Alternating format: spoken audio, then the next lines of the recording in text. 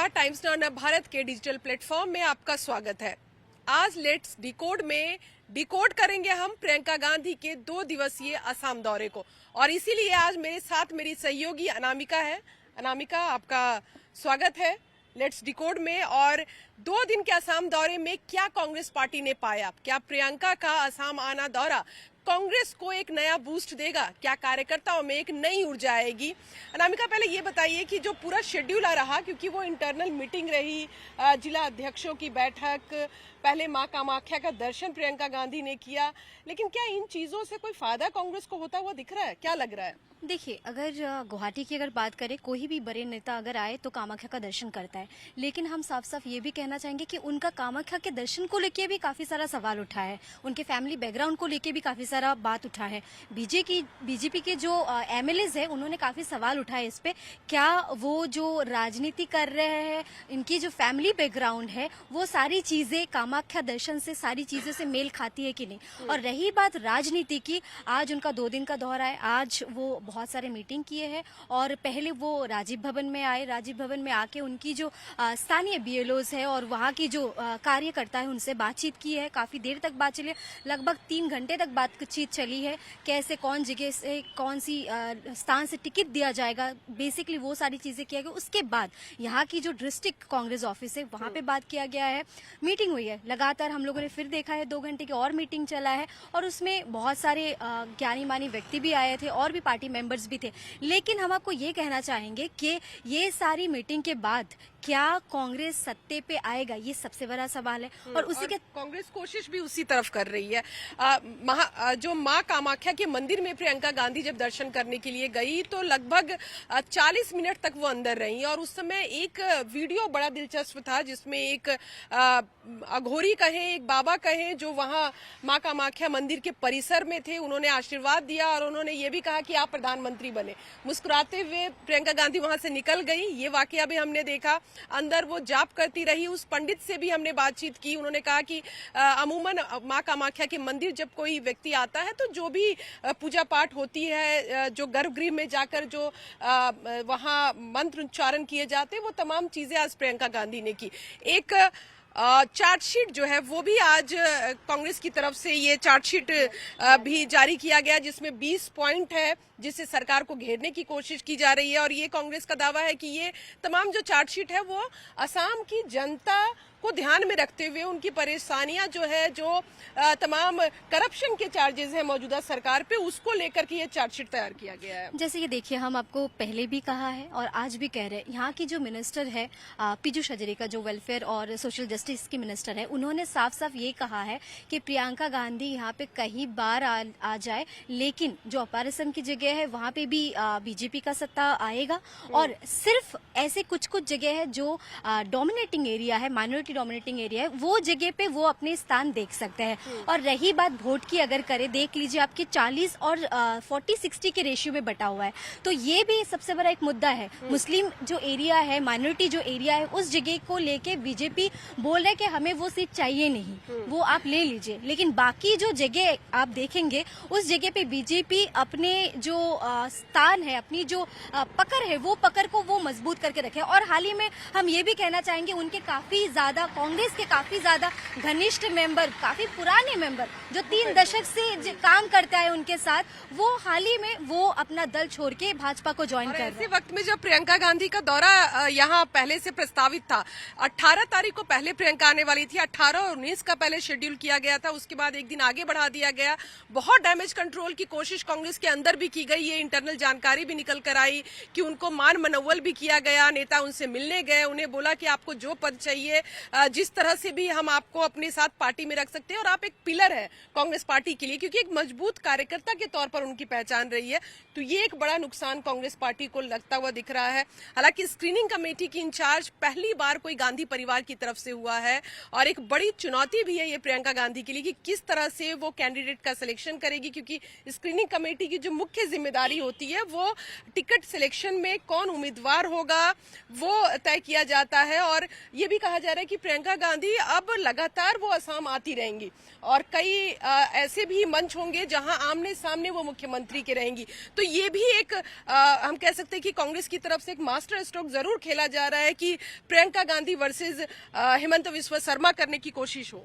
देखिए, हम आपको उसमें भी और एक बात कहना चाहेंगे। आज हमने प्रियंका गांधी से भी बात की, हमने जब उनसे सवाल किया कि अलायंस के बारे में आप क्या कहना चाहेंगे, तो अलायंस के बारे में उन्होंने कुछ खास हम लोगों को बताया नहीं। लेकिन अगर मुख्यमंत्री की बात करें, मुख्यमंत्री ने ये साफ साफ कहा है कि आने वाले कुछ दिन में आपको ये भी दिखाई देगा कि ये इस बार सत्ते की बात नहीं बोले, इस बार इलेक्शन की बात नहीं बोले, कि आने वाले इलेक्शन में भी बहुत सारे ऐसे नेता होंगे जो कांग्रेस से भाजपा को ज्वाइन करेंगे। और यहाँ की जो स्थानीय एक दल है, राइजर दल, जिनका प्रेसिडेंट का नाम अखिल गोगोई है, उनके टीम पे जितने भी माइनॉरिटी लोग हैं, जितने भी माइनॉरिटी पॉलिटिकल लीडर है, वो उनको ज्वाइन करेंगे और जो हिंदू पॉलिटिकल लीडर है वो सारे बीजेपी के पास आएंगे। कांग्रेस खाली के खाली रह जाएगा। लेकिन हमने जब ये सवाल गौरव गोगोई से किया कि भूपेन बोरा जब कांग्रेस छोड़ के चले गए, क्या इससे आपके दल को या फिर आपकी कांग्रेस टीम को कुछ नुकसान होगा कि नहीं, उन्होंने साफ साफ ये कहा कि कांग्रेस एक ओशन है, कोई आए या जाए हमें उससे कुछ फर्क नहीं पड़ता है। तो ये तो कांग्रेस की इंटरनल बात हो गई। लेकिन क्या प्रियंका गांधी जिस तरह से यहाँ दौरे करेंगी, आज पहला दौरा था, कल कई जो सिटिंग एमएलए है उससे क्लोज डोर मीटिंग होगी, 1-to-1 मीटिंग की बात कही जा रही है, जो शेड्यूल है प्रियंका गांधी का, क्योंकि कल वो वापसी करेंगी दिल्ली। उससे पहले विधायकों से मुलाकात होगी, सांसदों से मुलाकात करेंगी 1-to-1, उनकी भी राय जानी जाएगी। और सबसे अहम, प्रियंका गांधी के इस दौरे के वक्त जो सीनियर ऑब्जर्वर नियुक्त किए गए हैं एआईसीसी की तरफ से, छत्तीसगढ़ के पूर्व मुख्यमंत्री भूपेश बघेल भी आज मौजूद थे तमाम कार्यक्रम में, डीके शिव कुमार जो मौजूदा उप मुख्यमंत्री है कर्नाटक के, वो भी थे। और इसके अलावा जो स्क्रीनिंग के जो उनके सदस्य साथ में है, जैसे इमरान मसूद यहाँ पहुंचे हुए थे, उनको जोन वाइज, जिला वाइज इन सबको जिम्मेदारी दी गई है कि आप अपनी रिपोर्ट लेकर आइए। पीएसी की बैठक कही जा रही है कि कल एक पीएसी की भी बैठक होगी, जो प्रदेश इलेक्शन कमेटी है उसकी बैठक की जाएगी। तो कांग्रेस चुनावी मोड में जा चुका है। कैंपेन को लेकर जहां तक प्रियंका गांधी ने पिछले विधानसभा चुनाव में भी महिला वोटर को जोड़ने की बहुत कोशिश की थी, वो चाय बागान उन्होंने दौरा किया, वहां चाय, और जिस चार्जशीट की हम बात कर रहे हैं उसमें भी इस बात का जिक्र किया गया है कि जो चाय बागान में जो मजदूर काम करते हैं उनकी दिहाड़ी नहीं बढ़ाई गई है। ये तमाम वो पॉइंट्स हैं जिस पर सरकार को घेरने की कांग्रेस की बड़ी रणनीति। देखिए, आज लगभग 20 पॉइंट दिया गया है चार्जशीट में, और उन्होंने साफ साफ ये भी कहा है, काउ सिंडिकेट की बात अगर करें, गाय सिंडिकेट की बात को लेके काफी ज्यादा मुद्दा उठा रहे हैं। और उन्होंने कांग्रेस ये भी दावा कर रहा है कि जो पार्टी कांग्रेस काउ सिंडिकेट को बढ़ावा दे रहा है और उसके अंदर जो मिनिस्टर्स है वो भी काउ सिंडिकेट से लिंक्ड अप है, वहां से कैसे पार्टी जीत सकता है, कांग्रेस ये आरोप लगा रहे हैं। उसी के साथ साथ सोशल जस्टिस की अगर बात करें, महिला की सुरक्षा की अगर बात करें, ये सारे काफी मुद्दे वहां पे उठाया गया है। चाइल्ड लेबर की जैसे आपने बात की है, चाइल्ड लेबर पहले उनकी जो डेली जो वेजेस थे वो उसको बढ़ाने के बारे में बात कर रहे थे। तो लगातार कांग्रेस एक नहीं दो नहीं, लगातार 20 तक लेके एक न एक आरोप वो लगा रहे। लेकिन बात सवाल सिर्फ एक ही है, इतना सारा आरोप लगाने के बाद भी उनका ही पार्टी के मेंबर, उनके ही कांग्रेस के एमएलए, उनके कांग्रेस के पॉलिटिशियंस लीडर छोड़ के भाजपा ज्वाइन करे, तो कहीं ना कहीं आपको ये नहीं लग रहा कि उनके पार्टी के अंदर ही शायद कोई खेद होगी। और वो भी उस तरह के आरोप कांग्रेस की लीडरशिप पर लगाया है भूपेन बोरा ने। उस वक्त से ही इस बात की चर्चा होने लगी कि क्या कांग्रेस में जो पुराने लॉयलिस्ट हैं, जो लंबे समय से कांग्रेस के साथ काम कर रहे हैं, उन नेताओं को वो तवज्जो नहीं दी जाती है। कल हमने भी भूपेन बोरा से बातचीत की, उन्होंने कहा जिस तरह के आरोप कांग्रेस लगा रही है कि 50 करोड़ रुपए के साथ डील हुई है बीजेपी की, उन्होंने ऑन कैमरा ये कहा कि अगर मुझे बीजेपी, एक तो पहली बात ये डील नहीं हुई है, और अगर ऑफर करती है तो मैं ऑन कैमरा वो पैसे लेने को तैयार हूं। वो दावा इसलिए किया क्योंकि उन्होंने कहा कि मेरे पिता का एक सपना था कि हमारे क्षेत्र में एक स्टेडियम बनाया जाए, मेरे पास पैसे नहीं है और अगर बीजेपी मुझे देती है तो मैं ये पैसे ले लूंगा। सवाल कांग्रेस के साथ इसलिए भी खड़ा होता है कि 10 साल तक सत्ता से दूर रही, 2 बार कभी भी कांग्रेस ने यहाँ चुनाव नहीं हारा, उसके बावजूद भी क्या इस बार एंटी इनकम्बेंसी को कांग्रेस जो है वो भुना पाएगी? गौरव गोगोई के चेहरे को भी लेकर कांग्रेस जा रही है, क्योंकि प्रदेश अध्यक्ष अब उनको बना दिया गया है। तो ऐसे में माना जा रहा है कि अघोषित तौर पर कांग्रेस के मुख्यमंत्री का चेहरा गौरव गोगोई भी रहेंगे। तो क्या ये तमाम जो चीजें हैं, कांग्रेस जो एक के बाद एक कदम ले रही है, प्रियंका गांधी को यहाँ की जिम्मेदारी देना, दो बड़े कद्दावर नेताओं को सीनियर ऑब्जर्वर के तौर पर यहाँ रखना, ये कहीं ना कहीं ये भी दिखाता हुआ कि असम का चुनाव जीतना और विधानसभा से मुख्यमंत्री की कुर्सी तक पहुंचना कांग्रेस के लिए एक बड़ा सपना है, जिसको पार्टी पूरा करना चाहती है।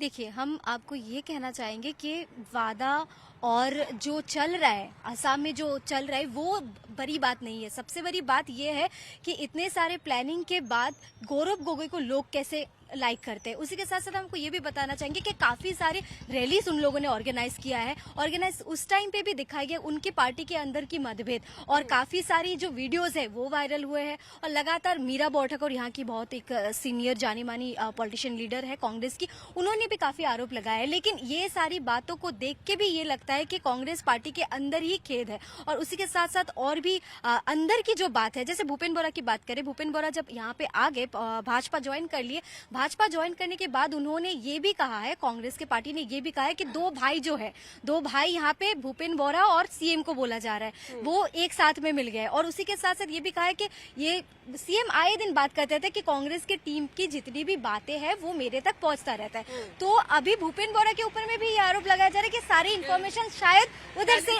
पहले से ही तो नहीं ये दे रहे थे। बिल्कुल। तो वही वाली चीज आप देखेंगे कि आप अगर मान लीजिए कि अभी इस बार उन्होंने ज्वाइन कर लिया, लेकिन उससे पहले भी आप अगर अपने नेता पे, अपने पॉलिटिशियन पे अगर भरोसा नहीं कर पा रहे, तो क्या वो ये रणनीति को लेके, ये सारी मुद्दे को लेके, और जितने भी पॉलिटिशियन है उनके पास अभी, उनको लेके ये सत्ता बना पाएगी? कमजोर हुआ है कि नहीं, ये सबसे बड़ी बात है।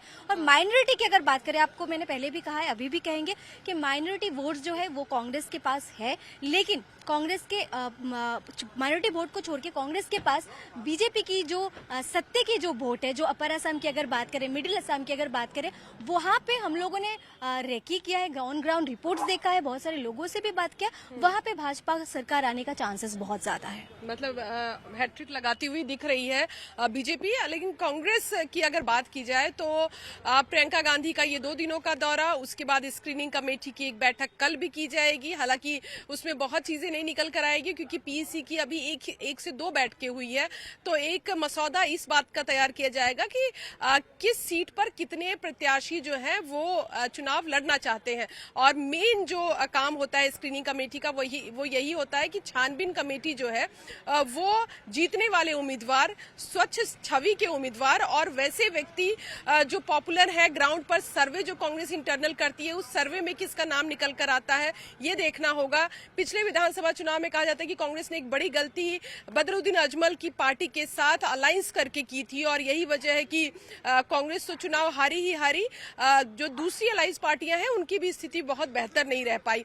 तो इस बार अलायंस पार्टियां कौन कौन कांग्रेस के साथ जुड़ रही है, किस तरह की रणनीति कांग्रेस की रहेगी, और इन तमाम चीजों पर जो पैनी नजर है वो प्रियंका गांधी वाड्रा की रहेगी। तो हम ये भी कह सकते हैं कि प्रियंका गांधी को एक नई जिम्मेदारी के साथ साथ एक चुनौती भी दे दी गई है कि असम में वो मुख्यमंत्री जो कभी कांग्रेस का एक कद्दावर नेता हुआ करता था, उनको तीसरी बार हराने में कांग्रेस क्या सफल हो पाती है, या फिर ग्राउंड से, जो लगातार कांग्रेस के लिए कहा जाता है कि ग्राउंड पर कांग्रेस कहीं नहीं है, कार्यकर्ता कांग्रेस के नहीं है, नेता कांग्रेस के जो है वो आपस में आपसी मतभेद की वजह से परेशान दिख रहे हैं, नेता पार्टी छोड़कर जा रहे हैं चुनाव के वक्त। तो ये सब डैमेज कंट्रोल जो है वो कांग्रेस कितना कर पाएगी, और वही फिर दिशा तय कर पाएगी कि असम चुनाव किस तरह से कांग्रेस जो है वो लड़ेगी या जीत पाएगी।